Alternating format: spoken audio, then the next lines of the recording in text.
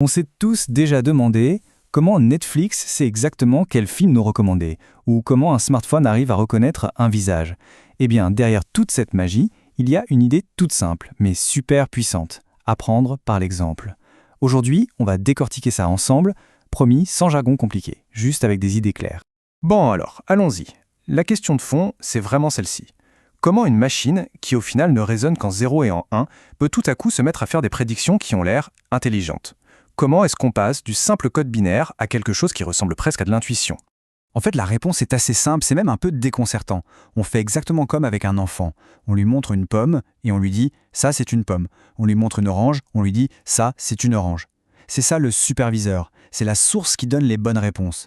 Et à force de voir des centaines, des milliers d'exemples, la machine, tout comme l'enfant, commence à voir les points communs, les motifs. C'est ça le fameux principe des données éthiques. Cet apprentissage, on peut le voir comme deux grandes missions. La toute première, c'est un peu de jouer les devins, mais avec des chiffres. Ça s'appelle la régression. Imaginez qu'on veuille prédire la température de demain, le cours d'une action en bourse ou bien, tiens, le prix d'une maison. Allez, mettons la casquette d'agent immobilier un instant. On a plein de données sur des maisons qui ont été vendues. On connaît leur taille, on connaît leur prix. Chaque petit point qu'on voit ici, c'est une maison. Et même sans être un expert, on voit bien une tendance qui se dessine, pas vrai? On sent intuitivement que, en général, plus une maison est grande, plus elle coûte cher. Le boulot de la machine, ça va être de trouver la ligne droite parfaite, celle qui passe au plus près de tous ces points, celle qui résume le mieux cette relation entre la taille et le prix. Une fois qu'on a cette ligne de tendance, on a un véritable outil de prédiction. On a une nouvelle maison, on connaît sa taille, hop, on regarde où ça tombe sur la ligne, et voilà, on a une estimation de son prix. Et c'est là qu'on touche à un petit secret du machine learning. Cette formule qui peut faire un peu peur, eh bien, ce n'est rien d'autre que la bonne vieille équation de droite de nos cours de maths, y égale mx plus b, mais qui s'est un peu déguisée. On utilise des lettres grecques comme θ, ça fait plus sérieux, mais l'idée est exactement la même, trouver la pente de la ligne et l'endroit où elle commence. C'est la question cruciale. Parce que les droites, on peut en tracer une infinité. Comment la machine peut-elle savoir de manière objective que cette ligne-ci est meilleure que celle-là? Il lui faut un moyen de s'auto-évaluer, de se donner une note. Pour comprendre ça, il faut plonger un peu dans la mécanique, au cœur du processus d'apprentissage. Comment la machine fait-elle pour s'améliorer? Ce n'est pas de la magie, non, c'est une méthode très logique d'essai et d'erreur. Un ajustement constant pour réduire ses erreurs, tout simplement. La machine utilise un outil qu'on appelle la fonction de coût.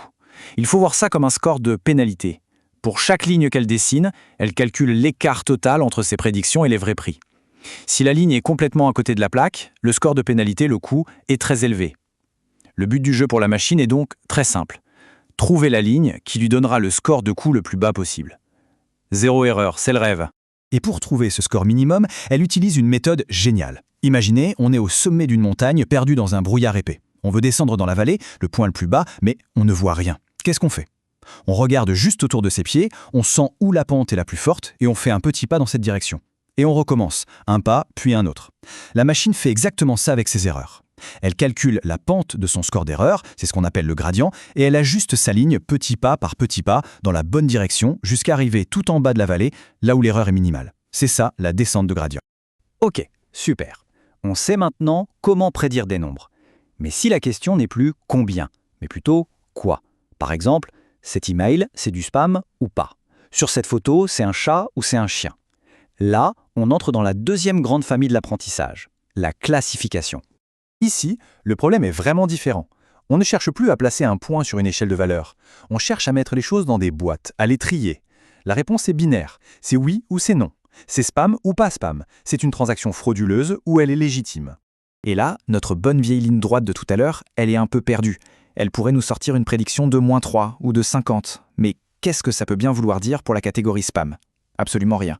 Il nous faut un nouvel outil. Un outil capable de transformer n'importe quel score en une probabilité, c'est-à-dire un chiffre clair entre 0 et 1. Et cet outil un peu magique, c'est la fonction sigmoïde.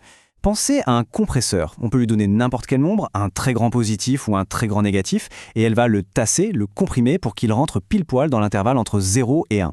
Et ça, c'est parfait pour les probabilités. Si le modèle sort 0,98, ça veut dire « je suis sûr à 98% que c'est un spam ». Du coup, le but n'est plus de trouver une ligne qui suit les points, mais une ligne qui les sépare. C'est ce qu'on appelle une frontière de décision. Tout ce qui va tomber d'un côté de la ligne sera classé comme non spam, et tout ce qui tombe de l'autre comme spam. La machine a littéralement appris à tracer une ligne de démarcation. Allez, petit récapitulatif, on vient de voir les 2 piliers de l'apprentissage supervisé. Mettons-les côte à côte une seconde, juste pour que ce soit bien clair. La différence est finalement très simple. La régression, ça répond à la question combien. Ça prédit une valeur qui peut varier comme le prix d'une maison. La classification, ça répond à la question quoi. Ça colle une étiquette sur quelque chose comme spam ou non spam. D'un côté, on a un nombre, de l'autre, une catégorie. C'est vraiment la différence fondamentale à retenir. D'accord, c'est bien joli tout ça, les maths, les graphiques, mais concrètement, à quoi ça sert? Eh bien, ces 2 idées, la régression et la classification, ce ne sont pas juste des exercices théoriques. C'est en fait le moteur invisible qui fait tourner une bonne partie de notre monde numérique aujourd'hui. En fait, on en voit partout, tout le temps. Prédire la météo de demain, c'est de la régression. Détecter une transaction frauduleuse sur une carte de crédit, c'est de la classification. Estimer l'heure d'arrivée d'un VTC, régression.